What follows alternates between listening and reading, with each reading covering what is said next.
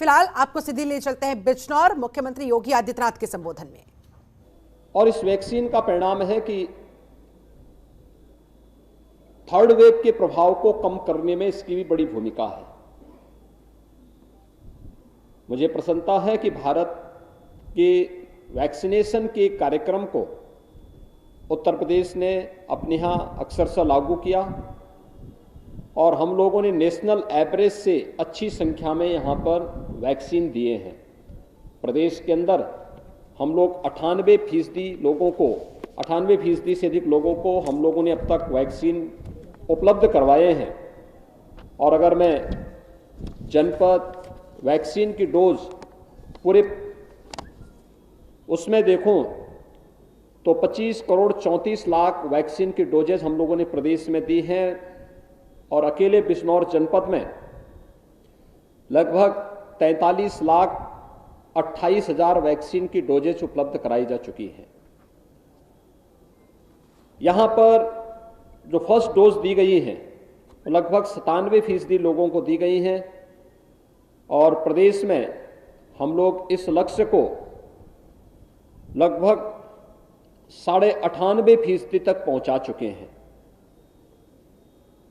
Second dose जिन लोगों ने ली है 64% से अधिक लोगों ने बिजनौर में ले ली है और प्रदेश में लगभग 67% लोगों ने सेकेंड डोज भी ले ली है। 15 से 17 आयु वर्ग के लगभग 53% लोगों को बिजनौर जनपद में वैक्सीन की पहली डोज दी जा चुकी है। प्रदेश में यह लगभग 61% है और प्रिकॉशन डोज जो 60 साल से ऊपर के गंभीर बीमारी से ग्रसित सीनियर सिटीजन्स हैं, उन लोगों के लिए, हेल्थ वर्कर्स के लिए, कोरोना वॉरियर्स के लिए यहां पर 78% लोगों ने प्रिकॉशन डोज ली है। प्रदेश में लगभग 73% लोगों को इस वैक्सीन की डोज उपलब्ध कराई जा चुकी है। थर्ड वेव कैसे निष्प्रभावी हुआ है?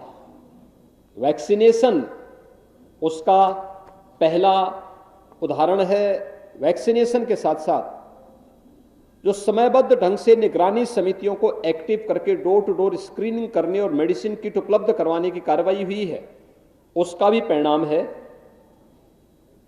प्रदेश के अंदर अगर हम निगरानी समिति की स्थिति देखेंगे तो उत्तर प्रदेश में 72,000 निगरानी समितियां इस कार्य में लगी हैं और बिजनौर जनपद में 1,500 से अधिक निगरानी समितियां पूरे जनपद में क्रियाशील हैं, जो मेडिसिन की किट बांट रही हैं।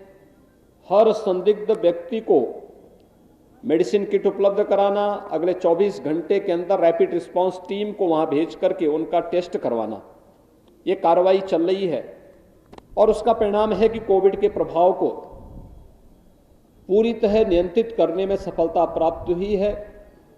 सेकेंड वेव के दौरान ऑक्सीजन की कुछ क्राइसिस देखने को मिल रही थी और इसीलिए उस समय प्रधानमंत्री मोदी जी ने भारत सरकार के सहयोग से ऑक्सीजन की आपूर्ति में बड़ा सहयोग किया था। खासतौर पर उस समय ऑक्सीजन स्पेशल ट्रेन चलाई गई थी, एयरफोर्स के विमानों के माध्यम से ऑक्सीजन की आपूर्ति करवाई गई थी और उसका परिणाम रहा कि सेकेंड वेव को नियंत्रित करने के बाद ऑक्सीजन में हर जनपद को आत्मनिर्भर बनाने की कार्रवाई प्रारंभ हुई थी। जनपद बिजनौर में 4 ऑक्सीजन प्लांट इस दौरान लगे और चारों क्रियाशील हो चुके हैं। प्रदेश में हम लोगों ने 558 ऑक्सीजन प्लांट लगाए, जिनमें से 551 क्रियाशील हो चुके हैं और वे वहां पर अपनी सेवाएं प्रदान कर रहे हैं। थर्ड वेव में जो ओमिक्रॉन वेरिएंट आया है कोविड का, यह पूरी तरह नियंत्रण में है।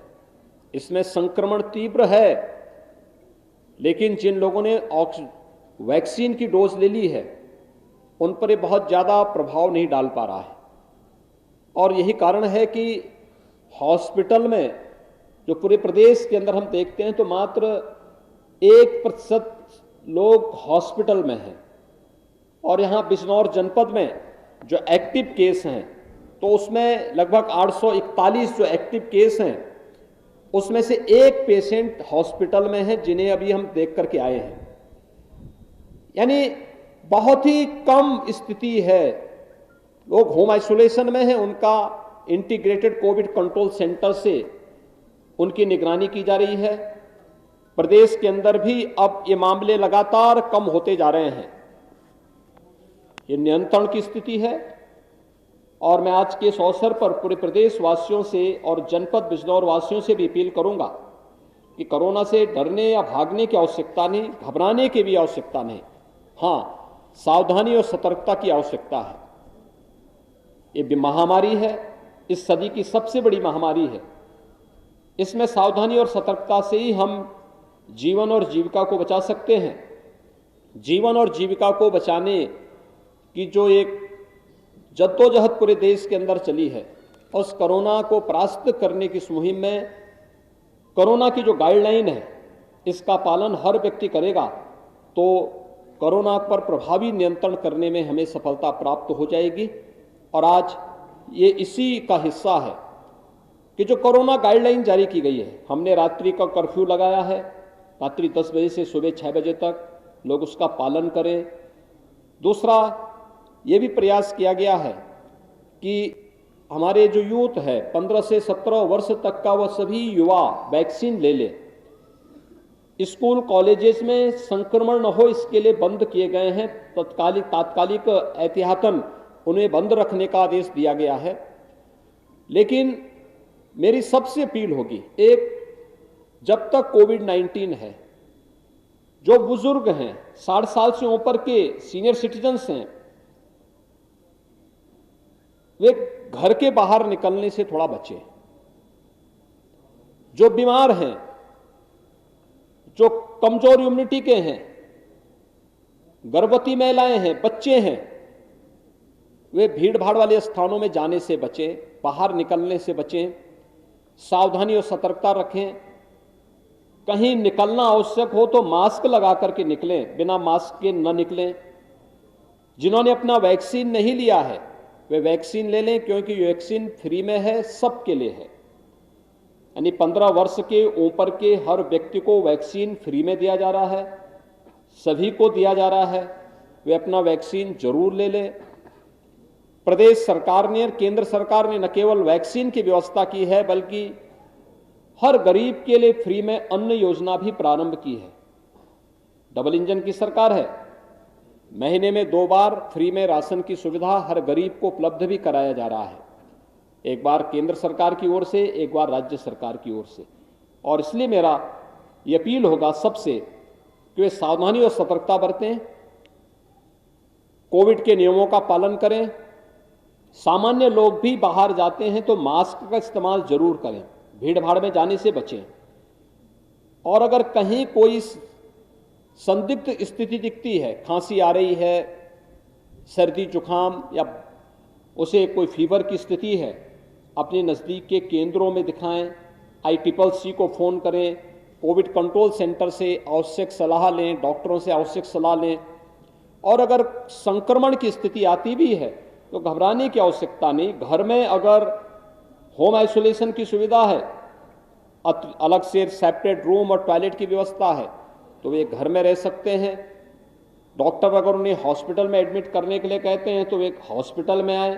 हॉस्पिटल में सारी सुविधा फ्री में टेस्ट, फ्री में उपचार, फ्री में भोजन, फ्री में सभी सुविधाएं फ्री में उपलब्ध करवाई जा रही हैं, तो वह हॉस्पिटल में एडमिट हो सकता है।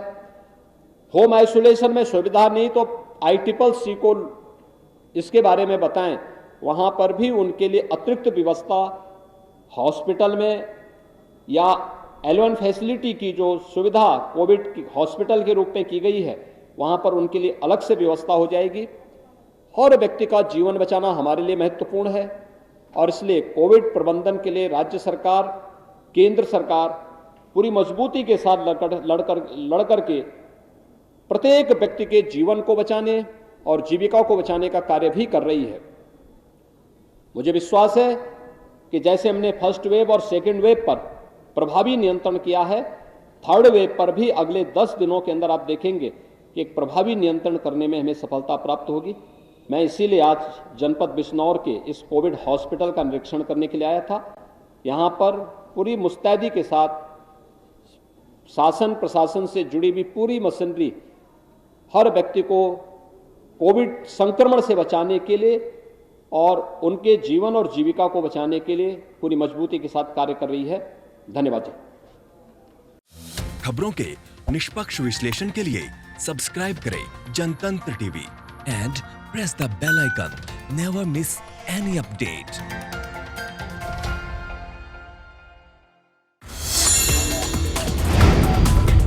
Download the Janatantra TV app, available on Google Play and App Store.